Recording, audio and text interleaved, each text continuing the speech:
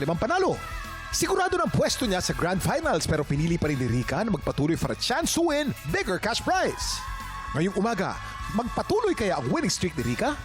Tutukan ang tumitinding bakbakan sa kantahan dito sa Tanghalan ng Kampiyon.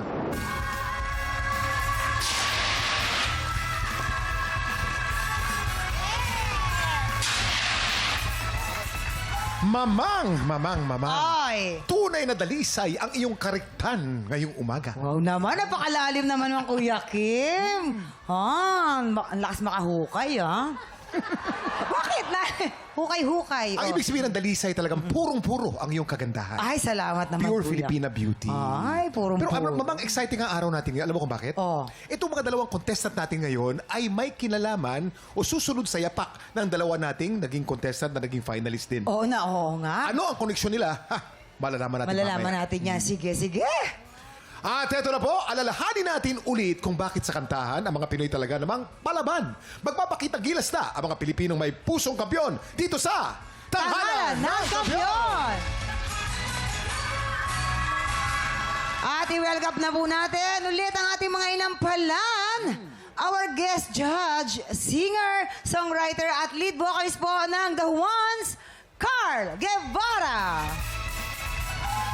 concert stage performer and queendom diva, the Sultry, Jessica Villarubin.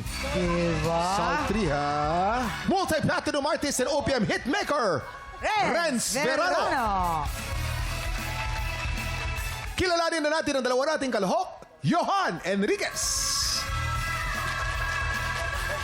At Elaine Villalobo.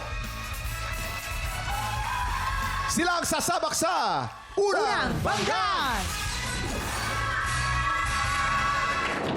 Dati kang grupo, yung Four Tenors. Yep. Compare mo sa solo ka at saka dating grupo, ano yung pagkakaiba? Unang-una, yung pressure mas mataas. Kasi syempre, Pag solo? Pag solo. Kasi pag grupo, pag kahinaan ng isa, pwedeng makompensate ng kalakasan ng ibang members ng group. Kwento mo naman kami, ano bang nangyari sa tatay mo? Yung daddy ko nagturo sa akin kumanta. Kumbaga, yung isa talagang malaking na ipamana niya sa akin, yung musical genes. 2016, laging may chest pain yung daddy ko. Hindi namin alam kung bakit. Hanggang sa pina-check up namin, parang walking time bomb na pala siya.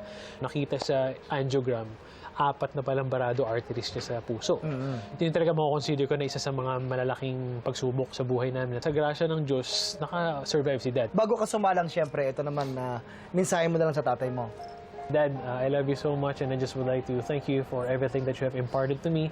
Lahat na naituro mo sa akin, from simula bata ako hanggang ngayon. Ikaw yung kumukompleto sa akin. So without you in my life, I wouldn't be who I am right now. Ganon din kay mami, magselos yung mami. Oo naman, Yung mami ko rin ganon. Good luck sa'yo, Johan. Thank you, Kuya Jason. At sana Salamat. magwagi ka. Salamat.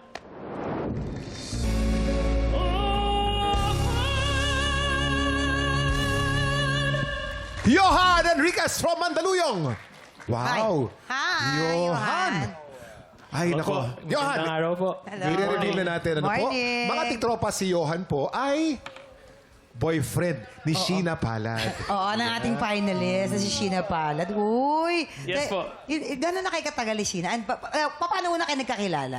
We met almost going 6 years na po kasi kami. Ah, So we met in talaga? 2018. Yung brother ko po kasi una nakakilala sa kanya. Tapos pinakita sa akin yung Instagram. Oh. And tama-tama, yung time po kasi na yun, nasa stage na kasi ako ng life ko that I really want to find that the one na po talaga. Yeah. The one I'm gonna be settling down with. So, masasabi mo na fiancé mo, si Sheena, ikakasal kayo sa malapit na Lord panahon. willing, very soon. Sana po makapag-propose na rin. Depende po kung papayagan siya ng kanyang mga kapatid. Ano kayo masasabi natin mga inampalan? Hello? Yung first stanza natin, medyo alanganin ka sa timing. So, yung areglo kasi niyan, medyo free timing, pero kailangan nasa tamang bara ka. Meron kang medyo hindi naaabot, meron akong na-notice yung bandang huli na alone. That's before the instrumental. Medyo kinakapos ka sa breathing. Kasi yung placement ng boses mo, medyo nakaipit siya ng konti. Kailangan hanapin mo yung tamang placement ng boses para pagbira mo ng waka, mas open. Yon. Power, nice. You have a powerful voice. Kulang lang sa breathing. Okay. Johan! Ang ganda ng texture ng boses mo. ang yung laki ng boses mo, ang ganda. Wide vocal range. Taas ng boses mo, na-shock ako nung inabot mo yung last part. Medyo na-shock ako doon. Iba yung version mo sa You'll Never Walk Alone. So, I enjoyed your performance. Congrats. Ayun. Johan. For me, I agree with them that it was a rough start, but para sa akin, nabawi mo naman siya towards the middle and especially the end nung inabot mo yung that last note. Wanna admire your diction.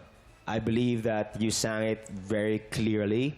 Also admiring the maturity of your vibrato. It shows us that you are well-trained. Matagal ka na kumakanta, tama ba? Oo, kasing tagal ba ng pagmamahalan niyo ni Sheena ang iyong... Longer. Longer pa daw. Kaya ang tugon ng lahat ay sana all. May minamahal. But yeah, I'm excited to hear more of you. I hope that you keep walking on in this competition. Ang gaganda ng comment ng ating mga inampalan. Ngunit ang tanong, anong score kaya ang ibibigay nila? For your performance today, ang stars na ibibigay ko sa iyo ay...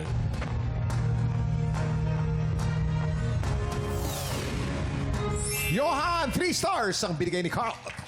Johan, ang stars na ibibigay ko sa iyo ngayon ay... 3 stars ang binigay ni Renz. Ayan, maraming salamat. Pero sa ngayon, bibitinin muna natin kung anong score naman ni Jessica. At kilalanin na natin ang ating pangalawang kalahok na si Elaine Villalobo. Aside from singing, ay isa ka ding edukadang babae. Anong course nga ulit yung kinuha mo? Eduk po. Bakit education? Pinili ko po yung eduk para ma-overcome ko po yung fear ko, which is fear of public speaking po. Sobra pong kinakabahan po ako pag nagsasalita So, mahihain ka, ganun? Yes po. Nagtuturo ka na ba? Hindi pa po. Nag-exam po ako. Naghihintay na lang po ako ng result na sana po makapasa. Sino ba talaga ang inspiration mo para sa laban na to? Inspirasyon ko po talaga ang tatay ko kasi siya po yung nagturo sa aming magkakapatid na kumanta po. Yun na rin po yung parang nakatulong po sa amin para matustusan yung iba naming bayarin. Ganun po. Ayan, nakapagtapos po kami ng pag-aaral, gawa po ng mga gig. Galingan mo, di ba, Slay?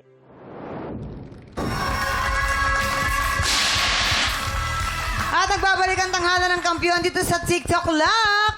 Ang mananalong kampiyon ay tatanggap po ng tumataginting na 10,000 pesos!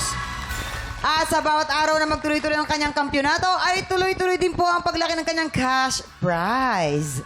Jessica, oras na para malaman namin kung ano score ang ibinigay mo kay Johan. Johan, ang stars na ibibigay ko sa iyo today ay...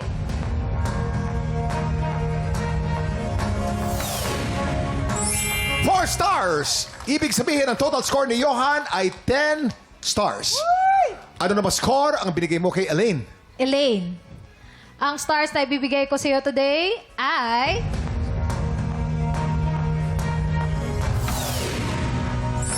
3 stars! Elaine, meron kang total of 9 stars. Ibig sabihin, ang hahamon sa kampiyon ngayon, Johan Enriquez. Congratulations! Pagkatapos mag-qualify sa Grand Finals kahapon, Gina si Rica Mar nadagdagan ng kanyang cash prize. Pero, ang sabi ni Johan, hindi pa tapos ang laban dahil may round 2 pa ng kantahan. Ito ang... Back-to-back Tapatan!